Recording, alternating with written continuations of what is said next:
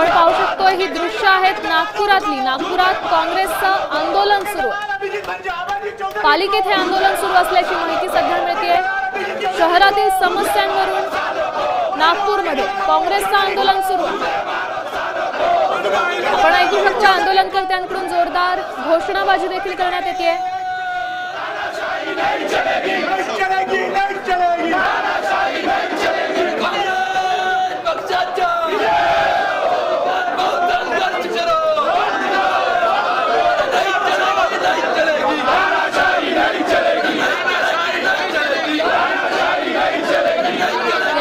अधिकची माहिती देत आहेत आपले प्रतिनिधी पराग भोगले। पराग, काय सांगाल, काँग्रेसचं हे आंदोलन कशा करता सुरू आहे, मागणी काय आणि कधीपासून हे आंदोलन सुरू? नक्कीच थोड्या वेळापूर्वी खरं तर आंदोलन सुरू झालं होतं। आंदोलनाचा इशारा अगोदर देण्यात आला होता, मोठा पोलीस बंदोबस्त सुद्धा ठेवण्यात आला होता। मात्र अचानक आंदोलन आले, चक्क नगरपालिका आयुक्त जे आहेत त्यांच्या कार्यालयाच्या दालन परिसरात पोहोचलेले आणि आपण दृश्यांमध्ये पाहू शकतो कशा पद्धतीने जोरदार घोषणाबाजी जी आहे ती केली जात आहे। मनपा आयुक्त यांच्या विरोधात घोषणाबाजी केली जात आहे। त्यांच्या कार्यालयाच्या दालनाचा जो दार आहे त्याच्यात ठोठावला जात आहे।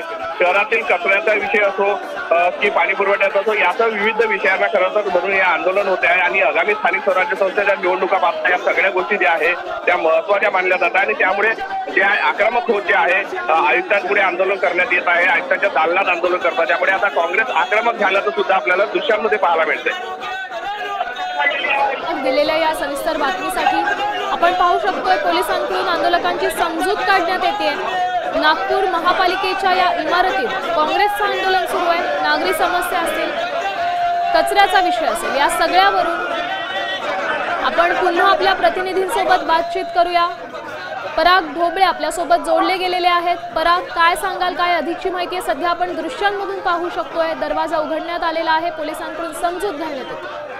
नक्कीच ज्या पद्धतीने मनपाचे आयुक्त अभिजित चौधरी यांच्या बाजूचं ते काय जे आहे तिथं सभागृह आहे ना, त्या ठिकाणी आंदोलकांची चर्चा करावी अशा पद्धतीसाठी तो दरवाजा उघडण्यात आला आहे। मात्र ज्या पद्धतीने घोषणाबाजी आपल्याला पाहायला मिळत आहे तो आपला संताप व्यक्त करताना आंदोलक जे आपल्याला पाहायला मिळतात, जोरदार घोषणाबाजी जी आहे ते मनपा आयुक्तांच्या विरोधात करत आहे। यापूर्वी सुद्धा काँग्रेसनं अनेकदा आंदोलन केल्या, मात्र कुठेतरी त्याला प्रतिसाद मिळत नाही आणि खरं तर गेल्या काही वर्षांपासून आपण पाहतो आहे की निवडणुकांना झाल्यामुळे प्रशासन राज सुरू आहे आणि त्याचाच कुठेतरी संताप जो आहे तो सर्वसामान्य नागरिकांमध्ये आहे आणि काँग्रेसने आता तो विषय हाती धरून घेतला आणि आगामी स्थानिक स्वराज्य संस्थेच्या निवडणुकीच्या पार्श्वभूमीवर सुद्धा हे आंदोलन महत्त्वाचं मानलं जात आहे। आयुक्तांनी बोलण्याची तयारी दर्शवली आहे या संदर्भात अजून कुठलीही माहिती मिळत नाहीये। मात्र सभागृहामध्ये जे आहे आयुक्ताच्या दालनाच्या बाजूला असलेल्या त्या ठिकाणी जाण्यासाठी काँग्रेस जे आहे आंदोलकांना सध्या परवानगी मिळालेली आहे।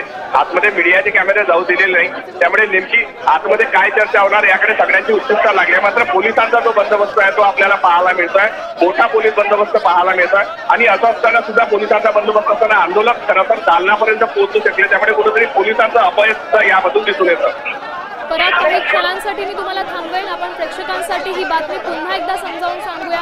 नागपूरमध्ये काँग्रेसचं आंदोलन सुरू आहे, महापालिकेत हे आंदोलन सुरू आहे। आपण ह्या दोन दृश्यांमधून पाहू शकतोय झाडाची लहानशी कुंडी सोडलेली आहे आणि आंदोलकांना सध्या पोलिसांकडून आवरण्याचा प्रयत्न होतो। आयुक्तांसोबत बोलण्यासाठी आंदोलकांची सध्या समजूत घालण्यात येते। आंदोलकांना आयुक्तांसोबत बोलायचं।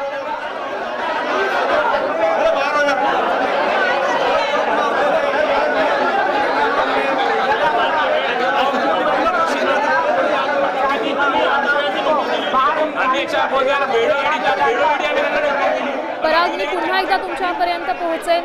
सध्या या इमारतीतली दृश्य आपण पाहतोय, मोठ्या प्रमाणात पोलीस सध्या इथे उपस्थित आहेत, आंदोलकांची समजूत घालण्याचा प्रयत्न करतात। काय अपडेट आहे? नक्की पोलीस आणि आंदोलकांमध्ये कुठेतरी झटापटी होताना आपल्याला पाहायला मिळते आहे। त्यामुळे कुठेतरी आंदोलक जे आहे आक्रमक झाल्याचं सुद्धा आपल्याला पाहायला मिळते आहे। मीडियाला काढलं जात आहे, बाहेर काढलं जात आहे, त्यामुळे पोलीस आणि आंदोलकांमध्ये कुठेतरी या धक्काबुक्की होण्याची शक्यता आहे। आता isakal.com आहे देशातील नंबर 1 ची मराठी न्यूज वेबसाईट। प्रत्येक अपडेटसाठी isakal.com ला नक्की भेट द्या।